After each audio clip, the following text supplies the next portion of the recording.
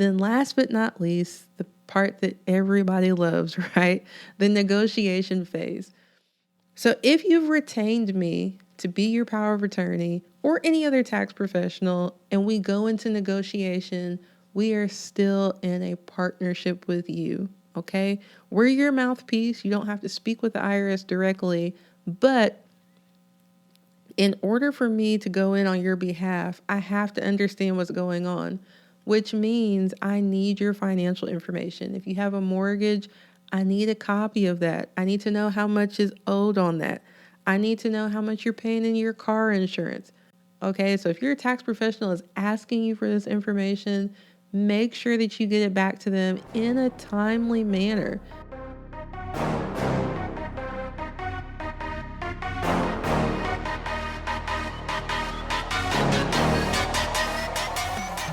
Welcome to the Tax Relief with Timalyn Bowens podcast. Are you behind on taxes? Is the IRS threatening you or your business? Are you overwhelmed and confused about how to resolve your tax issues? Let's join Timalyn as she explains your options and how she may be able to help. Timalyn Bowens is America's favorite EA. Hey family, welcome to episode 37. So I am noticing a reoccurring thing with some clients that I have that have retained me for tax representation. And then as I talk to other tax pros, I'm seeing that they are also noticing the same thing with their clients. So previously in episode 9, I covered the 3 phases of tax relief, but I want to explain what actually happens during the process because sometimes, and I've mentioned this before, us as tax professionals, we speak taxanese, right? There are some things that we think that you should just get, and sometimes in your head, maybe it doesn't click that way. Maybe you need a visual, or maybe you need it explained a different way. So this is my attempt to explain what I'd like to call the tax relief journey. Okay, so here in episode 37, we're covering the tax relief journey. What actually happens during the process of you retaining tax representation? All right, so we're going to look at the 3 phases, what's happening during those phases, and I'll use my practice as an example, right? Because I can't speak for everyone. I've found that everybody doesn't take you through these 3 phases. So let me give you that disclaimer. Because I said it happens over here doesn't mean it happens over there. Not quite the same way, all right?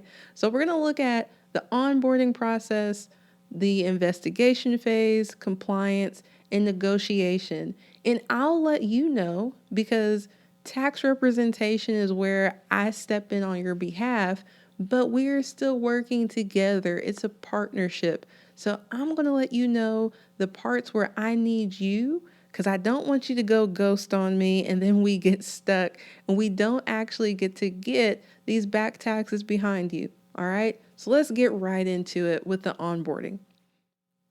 For me, every single client now has to have a tax relief consultation. So as I mentioned before, the podcast is free, YouTube is free.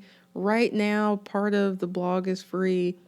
However, when you get on a consultation call, you then have time to ask me questions specific to your situation. All right. And when we get off of that call, I provide you with a roadmap as to how to solve your issue. Because I've had people come to me where honestly, it wasn't financially efficient, or I would even say financially responsible because of what the problem was for them to retain me to do it. So on that call, I actually explained how to take care of the situation. Okay. Now, does that work with everything? No. Am I going to judge your tax competency? In most cases, no. If you checked out episode 36, you know that is one where I absolutely judge your tax competency with payroll taxes. I said, nope, you need representation. But for people that want to keep having the consultation so they can DIY, go right ahead.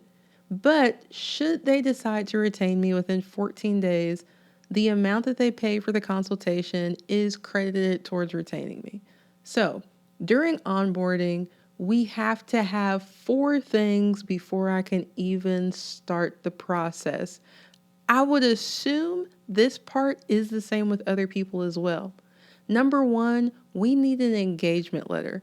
We need something in writing that says what services I'm offering you, when payments are due, what you can expect from me, and what I'm going to expect from you. That has to be signed before I do any work. Number two, we need a filled out 2848. Now, the 2848 I've talked about in previous episodes when I talk about the tax representation and tax power of attorney. The 2848 is what I fax over to the IRS when I call them that authorizes me to talk about your tax situation.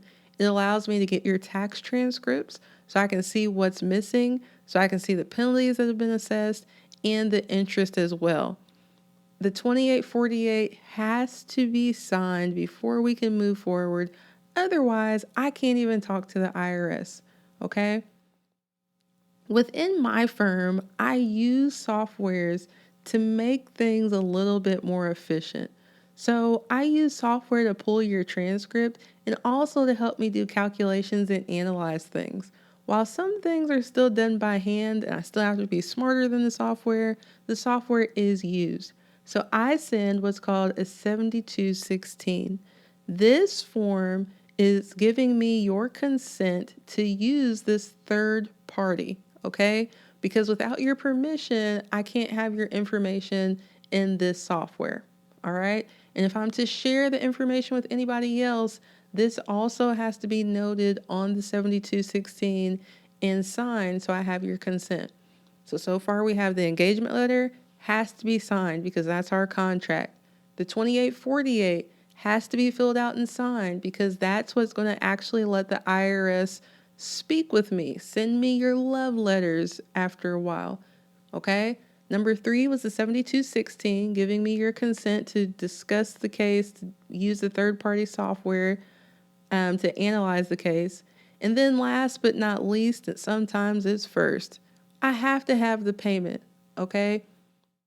If you were having trouble paying the IRS, I need to feel comfortable working with you. So I need to receive payment from you. In some situations, even before going into the 3 phases, I'm able to price the case and I can tell you right there, like, hey, this is what it's going to be.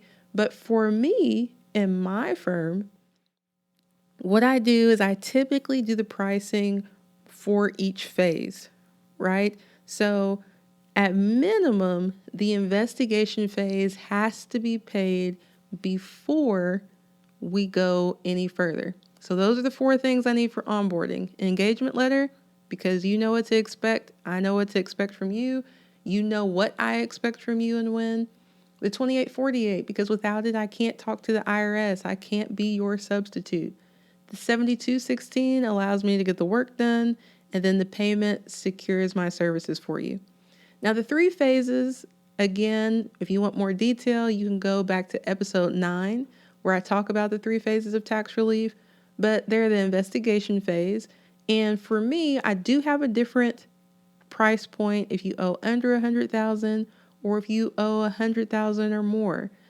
The reason being, if you owe under $100,000, after penalty abatement, which is getting those penalties removed, which again, you can go back and check out other episodes for more information.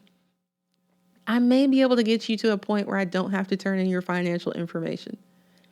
If you owe $100,000 or more, I need your financial information. So if I'm sending you a questionnaire asking about bank accounts, retirement accounts, if you have any crypto, what is your car worth right now? What's your car payment? I'm not sending it to you for busy work. I actually need you to fill that out so I can see what your cash flow looks like and what the IRS would say that you can afford to pay. So during the investigation phase, I'm talking to the IRS. I'm pulling your transcripts to see if any tax returns are missing. I'm pulling your transcripts to see what penalties there are, if anything's eligible for first-time penalty abatement.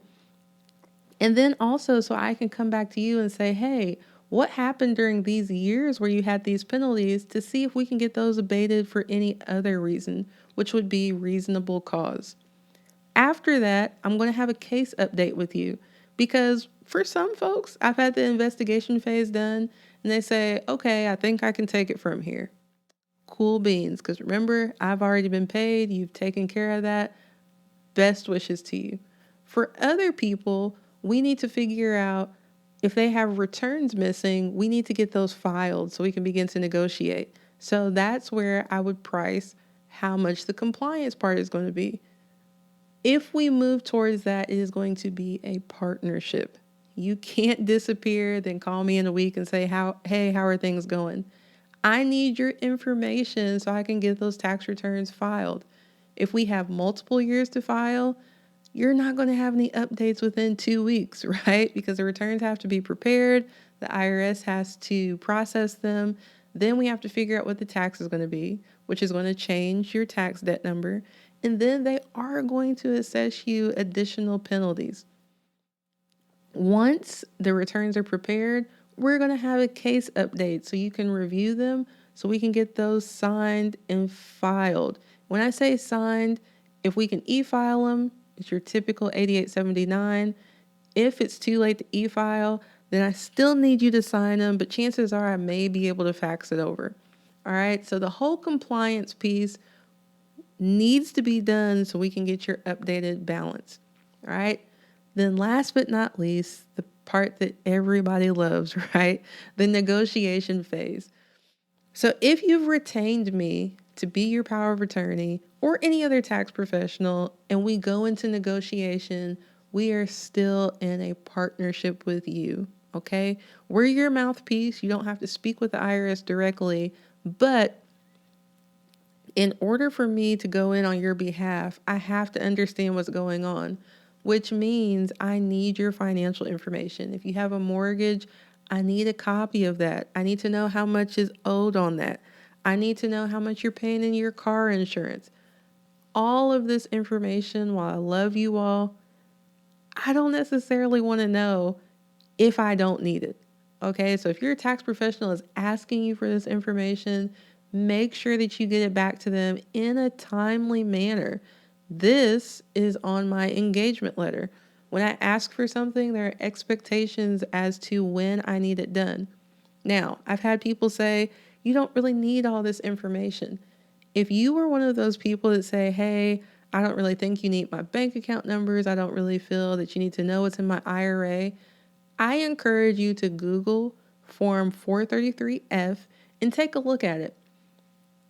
If your tax professional is asking you for stuff that's not on the form, go ahead and question that. I have no issue answering questions myself personally as to why something is needed, but go ahead and take a look at that 433F and you'll see they ask for how much you're paying out of pocket for medication. They ask for what you're paying in delinquent taxes or if you owe child support. It's not so much that we want to know all your business for our own sake for some self-serving reason. We need to know all of it so that we can tell the IRS this is what they can reasonably afford. Because as I tell my clients, my job is to make you look as pitiful on paper as I possibly can so I can get an arrangement that's going to satisfy the IRS and not bankrupt you, right?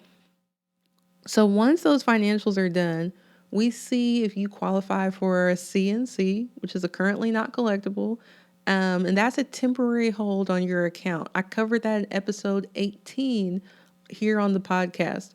Or we see if you qualify for a different type of arrangement, which is called an installment agreement. Now, there are a lot of different types of installment agreements, but I cover the general one in episode 10 here on the podcast. And then we have the offer and compromise. So I haven't actually covered that on the podcast yet. If you're interested in me covering offers and compromise on the podcast, please reach out and let me know. You can let me know on social media or wherever you listen to it. I will tell you this though. I do cover the qualifications for an offer and compromise and what the IRS is looking for on my YouTube channel. So going through this, I hope it wasn't overwhelming, but I just wanted you to get some of the insight that once you finish the onboarding, you can't disappear. There are pieces of your puzzle that your tax professional is going to actually need so they can speak as you. I don't magically know what your rent is or what you pay for food each month. That's information that I have to get from you, right? So, with that and with helping you get out of this, I feel that I moved a bit closer towards my goal of filling the tax literacy gap one taxpayer at a time. But I want you to think about this. Where are you in your journey with handling your tax debt, right? Did you start with the onboarding and now you're mad at the tax professional you worked with, but really you disappeared? They couldn't do any work? Or are you still in the phase where you get the pit in your stomach where you get a letter and you're like, I can't deal with this right now. I really need help. If that's you, I strongly encourage you to go to bowenstaxsolutions.com and book a tax relief consultation with me. We'll have the opportunity to see if we are a good fit. And if nothing else, you leave with a roadmap of what you need to do to get these taxes behind you. Because we all know that back taxes don't have to ruin your life. Now, before I go, again, I know my tax pro friends are checking this out with the tax relief journey. If you aren't sure where you are in your journey of representing taxpayers, this month on September 18th, the Tax Pro Representation Journey private podcast and article subscription are going live on September 18th. You can now find that information on the page and you can go ahead and subscribe. Each Monday is going to be a new podcast episode, and each Wednesday you will get an article where not only are you going to get steps to implement to help you with your mindset and representing taxpayers, but also steps you can implement to better your practice and your journey. So, for my tax pro friends, my taxpayer friends, it doesn't have to be me, but make sure you get the help you need. I'd like to thank you for taking the time to listen today. I'd like to thank Jim Ray Consulting Services for helping me get this message out to you. I hope you found the information helpful. Did you know 1 in 50 people have a tax problem?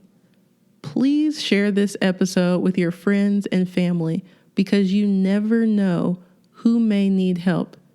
Again, thanks for listening. Hey, just as a reminder, this podcast is for informational and educational purposes only. It provides a framework and possible solutions for solving your tax problems, but it is not legally binding. Please consult your tax professional regarding your specific tax situation.